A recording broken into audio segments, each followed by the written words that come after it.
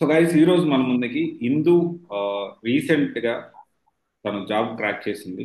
So with very good package fresher గా. So ఎలా job crack చేసింది and at the same time ఎలా తను ప్రిపేర్ అయ్యింది. సో అండ్ తన లింక్డ్ఇన్ ప్రొఫైల్ కూడా నేను చూశాను. సో ఇదంతా కూడా మనకి హెల్ప్ అవుతుందని చెప్పి ఇంటర్వ్యూ అనేది తీసుకోవడం జరుగుతుంది. So first of all Indu congratulations to you. Thank you, sir. So అంటే బేసికలీ ఎప్పుడు మీ pass out year? 2024 July, sir. 2024 July. June. June. Okay. So అంటే ఇంకా నీకు 1 ఇయర్ పట్టింది మళ్ళీ అక్కడి నుంచి. అంటే ఎప్పుడు నువ్వు కోర్స్ స్టార్ట్ చేశారు మీరు ప్రిపరేషన్ అనేది? నేను జూలైలో స్టార్ట్ చేశాను సార్. ఓకే. జూలైలో స్టార్ట్ చేశాను. నెక్స్ట్ జూన్ వరకు కంటిన్యూ అయింది కోర్స్. ఇక ఓకే, జూన్ వరకు 9 తీసుకుంది సార్. 9-10 months తీసుకుంది కోర్స్. కోర్స్. ఓకే, కాలేజ్ లో మీ స్టడీ బ్యాక్గ్రౌండ్ ఏంటి? IT sir. I'm from IT.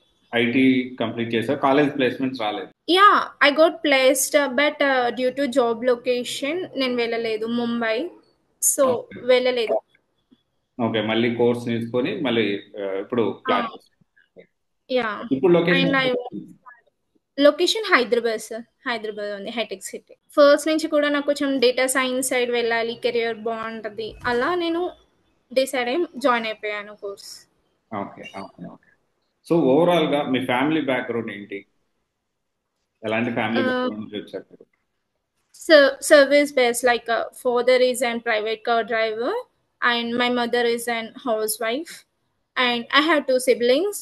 One is my brother and sister. They both stay in foreign, like my sister stay in Australia and my brother stays in UK. Okay, me father బాగానే కష్టపడి అందరినీ మంచిగానే settle చేశారు. Yes, sir. My brother sister, like they done some years job here and they went there as like foreign okay, కి అంటే వాళ్ళ వాళ్ళంతా ముందు జాబ్ చేసి మీ నాన్న చదివి జాబ్ చేసి, తెచ్చుకొని మళ్ళీ ఆ డబ్బులు సంపాదించి మళ్ళీ ఫారెన్ వెళ్ళారు. యా, వాళ్ళంతా వాళ్ళే వెళ్ళారు సార్. That's great. చదివించడం అయితే కష్టపడి మీ నాన్న బాగా కష్టపడ్డాడు, ముగ్గురు బాగా చదివించారు. ఎస్. ఓకే. సో ఒకటి ఓవరాల్ గా ఎన్ని రౌండ్స్ ఆఫ్ ఇంటర్వ్యూ జరిగింది? సో ఇప్పుడు ఏదైతే జాబ్ ఫోర్ చేశారు. 4 rounds, sir. Okay. First test, they took aptitude test. Okay. తర్వాత face to face first technical round, next second technical round, okay. then HR round. Okay, 4 rounds. Two technical rounds జరిగింది. Yeah, 2 technical rounds. So ఎలాంటి అంటే ఇప్పుడు ఎలాంటి questions అడిగారు interview? First technical round లో they ask like they see like మా presentation skills ఎలా ఉన్నాయి, లైక్ ప్రాజెక్ట్ ఎక్స్ప్లెనేషన్ కానీ ఎలా బిజినెస్ పర్స్పెక్టివ్లో ఎలా ఎక్స్ప్లెయిన్ చేస్తున్నారు అది అబ్జర్వ్ చేశారు. అండ్ ఎస్క్యూఎల్ క్వెరీస్ రాయమన్నారు సార్. కొన్ని ఒక 5-6 ఎస్క్యూఎల్ క్వెరీస్ రాయమన్నారు. ఓకే. అండ్ పవర్ బిఐలో దానికి related machine learning related questions అడిగారు. లైక్ సెకండ్ టెక్నికల్ రౌండ్ మాత్రం నాకు ఎక్కువ శాతం అనలైజింగ్ పర్పస్ అడిగారు. పర్టికులర్ ఇప్పుడు మీరు ప్రాజెక్ట్ చేశారు, ఇంత పర్సెంటేజ్ మీ పర్ఫార్మెన్స్ పెంచారు, లైక్ ఆ పర్ఫార్మెన్స్ ఇంక్రిమెంట్ కావడానికి మీరు ఎలా చేశారు. And they check my projects also, they ask me to open my projects also. Okay, అంటే మీ ప్రాజెక్ట్స్ కూడా అంటే మీ లింక్డ్ఇన్ కూడా చూశాను, మీరు చాలా ప్రాజెక్ట్స్ చేశారు అని చెప్పి మీ ఎప్పుడప్పుడు అప్డేట్ చేస్తున్నాను. Okay sir. అంటే మీ లింక్డ్ఇన్ ప్రొఫైల్ నేను చూశాను. సో దాంట్లో ఎప్పటికప్పుడు మీరు ప్రాజెక్ట్స్ చేసినట్లు అప్డేట్ చేశారు. అంటే ఇన్నోమేటిక్స్ ఎప్పటికప్పుడు మీరు ప్రాజెక్ట్స్ చేపిస్తుందా? సో ఎట్లా అంటే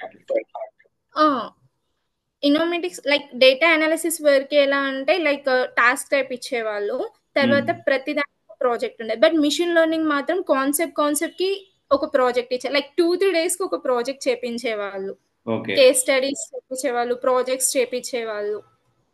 ఓకే, అంటే ప్రతి కాన్సెప్ట్ థియరీయే కాకుండా ప్రాక్టికల్ గా పక్క ఒక ప్రాజెక్ట్ అనేది చేపించేవాళ్ళు. ఓకే, అది మీకు బాగా హెల్ప్ అయింది. ఇన్నోమేటిక్స్ లో ప్రాజెక్ట్ ఎక్స్ప్లెనేషన్ కూడా ఉంటుంది అని విన్నాను, అది ఎట్లా జరుగుతుంది? అంటే నార్మల్ గా ఫస్ట్ మైనర్ ప్రాజెక్ట్స్ అయితే ప్రాజెక్ట్ కంప్లీట్ కావాలని మెంటర్స్ చెక్ చేస్తారనమాట.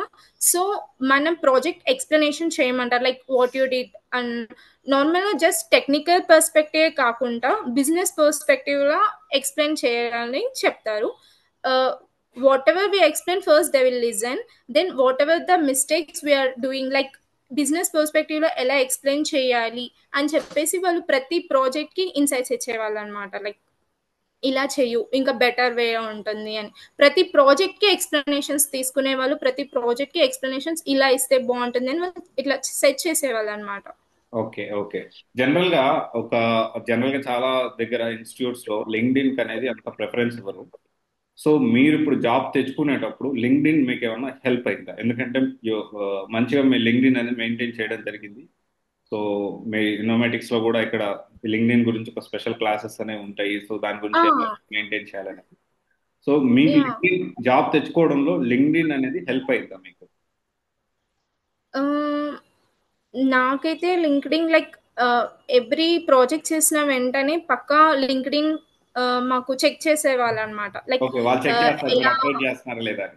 ఓకే, యా కంపల్సరీ అప్డేట్ చేయాలి లింక్డ్ఇన్. ఎందుకు అంటే లైక్ మనకి ఛాన్సెస్ చాలా వరకు మన లింక్డ్ఇన్ నుంచే వస్తాయి. మళ్ళీ మన లింక్డ్ఇన్ అప్డేట్ ఉండడం వల్ల లైక్ బయట వచ్చే ఛాన్సెస్ కూడా ఉంటాయి. సో ఎవ్రీ టైం మేము ఏ ప్రాజెక్ట్ చేసినా కూడా లింక్డ్ఇన్ అప్డేట్స్ చేయమని చెప్పేవాళ్ళు వాళ్ళు. Okay. It's good. Actually, LinkedIn update is a good way, I think. They are more focusing on that. They use it to take separate classes also. ఎలా update చేయాలి like first starting మా class తీసుకునేవాళ్ళు మీ LinkedIn ఎలా post చేస్తే better వేలో ఉంటుంది అని. ఎందుకంటే చాలా మంది స్టూడెంట్స్కి లింక్డ్ఇన్ ఎలా రాయాలి అది అంతే ఐడియా ఉండకపోవచ్చు. చాలా మంది డిఫరెంట్ బ్యాక్గ్రౌండ్స్ నుంచి వస్తారు. వీళ్ళు సపరేట్గా క్లాసెస్ తీసుకునేవాళ్ళు లింక్డ్ఇన్ని ఎలా మెయింటైన్ చేసుకోవాలి అని, అండ్ జాబ్ సర్చ్ ఎలా హెల్ప్ అవుతుందని అలా డిస్కస్ చేసి పెట్టేవాళ్ళు. Okay, so most important most frequently asked question ఇది స్టూడెంట్స్. ఏం క్వశ్చన్ అంటే నాకు కమ్యూనికేషన్ అంతగా ఉండదు. I'm not that much fluent గా ఉండదు నా లాంగ్వేజ్ అనేది, కమ్యూనికేషన్ అంత ఫ్లూయెంట్ ఉండదు. So will it really matters and నిజంగానే కమ్యూనికేషన్ అనేది చాలా ఫ్లూయెంట్ గా ఉండాలా, లేకపోతే మంచిగా స్కిల్స్ ఉంటే కొంచెం యావరేజ్ కమ్యూనికేషన్ స్కిల్ తో మనం జాబ్ కొట్టచ్చు? మీ ఒపీనియన్? నా ఒపీనియన్ కమ్యూనికేషన్ అనేది ఇంపార్టెంట్. ఎందుకు అంటే even though we have so many technical skills, if we can't explain like whatever the interviewer taking, we don't know, we need to make sure that he understand that concept. He have idea or not, we don't know, but whatever we say, like when we are explaining any concept, we need to make sure that he understands well. For that definitely we need a communication. Like we don't need so much of vocabulary, grammar, that does not matter, but we need to make sure that the person who are taking our interview, he should understand whatever we are explaining. That's the most important. For Yes, that communication is communication important. ఇంపార్టెంటే కానీ మరి fluent అవసరం లేదు. మన skills ని represent చేయగలిగేలా ఉంటే better అంటున్నారు. Represent like మన ఒపీనియన్స్ ని వాళ్ళకి అర్థమయ్యేలా రిప్రజెంట్ చేయగలిగితే సరిపోతుంది. ఓకే, అసలు డేటా సైన్స్ అసలు ఎందుకు కోర్స్ ఎందుకు అనుకున్నారు అండ్ ఇన్నోమేటిక్ రీసెర్చ్ ల్యాబ్స్ ని ఎలా సెలెక్ట్ చేస్తుంది? ఇన్నోమేటిక్స్ రీసెర్చ్ ల్యాబ్స్ యాక్చువల్గా నేను చాలా సర్చ్ చేశాను కోచింగ్ సెంటర్స్, బట్ ఏంటి అంటే వీళ్ళు లైక్ చాలా మా సీనియర్స్ కూడా ఇందులో చేశారు. ఐ మీన్ క్లాసెస్ అయినా మెంటరింగ్ సెక్షన్స్ అయినా చాలా స్ట్రిక్ట్, లైక్ ప్రతి దానికి టాస్క్ ఇచ్చుకుంటూ ప్రాజెక్ట్స్ చేయించుకుంటూ ప్రతి కాన్సెప్ట్కి థియరిటికల్నే కాకుండా ప్రాక్టికల్ వేలో ఇట్లా చెప్తున్నారు అని తెలుసుకున్నాను అనమాట దీని గురించి. సో జాబ్ ఆపర్చునిటీస్ పరంగా కూడా మంచిగా ప్లేస్మెంట్స్ ఉంటున్నాయి అండ్ ఎక్కువ హెల్పింగ్ ఉంటుంది అని చెప్పేసి నేను ఇన్నోమేటిక్స్ సెర్చ్ చేసుకున్నాను. డేటా సైన్స్ కోర్సు, సో దాని గురించి ఏమైనా రీసెర్చ్ చేశారా? డేటా సైన్స్ కోర్స్ యాక్చువల్ నేను మీకు చెప్పినట్టుగా మా బ్రదర్ సిస్టర్స్ అందరం masters, so I did only B Tech and present అంతా డేటా సైన్స్, ఏఐ ఇంజనీర్స్ ఇలానే ఉంది.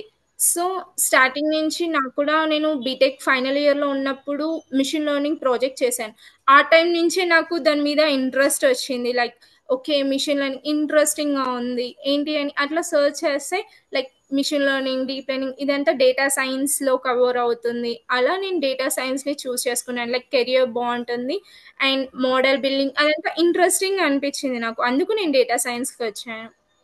ఓకే, సో ఇప్పుడు మిషన్ లెర్నింగ్ మీద ప్రాజెక్ట్ చేశారని చెప్పారు ఇందాక మీరు మాట్లాడుతూ. సో ఇన్నోమేటిక్స్ రీసెర్చ్ లో కోర్స్ తీసుకునేటప్పుడు మిషన్ లెర్నింగ్ మీద ఎన్ని ప్రాజెక్టులు చేశారు? కొన్ని కేస్ స్టడీస్ చేశాను, వైన్ క్వాలిటీ అండ్ కొన్ని major projects, stock overflow. So overall గా ఎన్ని ప్రాజెక్ట్స్ చేశారు? అంటే ఇప్పుడు 99 months మీరు ట్రైనింగ్ తీసుకున్నాను ఇన్నోమేటిక్స్ రీసెర్చ్ ల్యాబ్స్ లో, సో ఎన్ని ప్రాజెక్ట్స్ ఓవరాల్ గా చేశారు ఇప్పటి వరకు? Nearly 15 above I think I did. Okay. Some are minor 15 projects. Projects. Mainly for every module, we done some major projects. Most of we done some minor projects also. Okay. Overall గా approximately ఒక 15 projects వరకు చేశారు. దాకా projects చేసాము. Okay. So designing AI మీద కూడా చేసాము. Okay. ఎన్ని ఇంటర్వ్యూస్ అటెండ్ అయ్యారు ఇప్పటి వరకు? Cotiviti is my first interview. Okay. First ఇంటర్వ్యూలోనే First క్రాక్ interview. చేశారు. ఓకే. ఓకే. సో ఓవరాల్ గా ఫర్దర్ గా ఎవరైనా ఇన్నోమేటిక్స్ రీసెర్చ్ ల్యాబ్ జాయిన్ అవ్వాలంటే మీరు రికమెండ్ చేస్తారు? పక్కా చేస్తాను. బికాస్ ప్లేస్మెంట్స్ పరంగా it's good, but teaching is really very good. Like lectures are very good. అలాంటి టీచింగ్ నేను ఎక్కడ దొరుకుతుంది? ఎందుకు అంటే నార్మల్గా కొన్ని ఇన్స్టిట్యూట్లో ఓన్లీ ప్రాక్టికల్గా చెప్తారు, కొన్ని ఇన్స్టిట్యూట్లో ఓన్లీ థియరిటికల్గా చెప్తారు. So okay. Not only coding, like just code lines రాయడమే కాకుండా యాక్చువల్ అది ఎలా అవుతుంది, లైక్ బ్యాక్ ఎండ్లో ఏం జరుగుతుంది మీరు ఈ కోడ్ రాస్తే, థియరీ పర్స్పెక్టివ్గా కూడా చెప్పారు. నియర్లీ లైక్ మిషన్ లెర్నింగ్ అయితే థియరీ ప్లస్ ప్రాక్టికల్ టీచింగ్ మాత్రం చాలా బాగుంటుంది. I will definitely give that, like join అవ్వండి అనే చెప్తాను. Okay. Okay. So out of 5 ఎంత ఇస్తారు rating Innomatic research labs? I give 5 5. Because I really like their అంటే మీరు టీచింగ్. వేరే ఇన్స్టిట్యూట్ లో సెట్ చేశారా? మీ ఫ్రెండ్స్ దగ్గర జాయిన్ అయి ఉంటారు కదా వేరే ఇన్స్టిట్యూట్ లో. వేరే ఇన్స్టిట్యూట్స్ లో జాయిన్ అయ్యారు కొందరు ఫ్రెండ్స్ ని, వాళ్ళని కూడా చూసాను. లైక్ ఈ ఇన్స్టిట్యూట్ లో లైక్ మెంటరింగ్ అయినా చాలా స్ట్రిక్ట్ గా చేసేవాళ్ళు. Nearly I use to stay up to 7 okay. Daily. Task everyday task checking అవన్నీ పర్ఫెక్ట్ ఇట్లా ఉండేవన్నమాట. పక్క చెయ్యాలి మనము అన్నట్టుగా స్ట్రిక్ట్ గా ఉండేవాళ్ళు.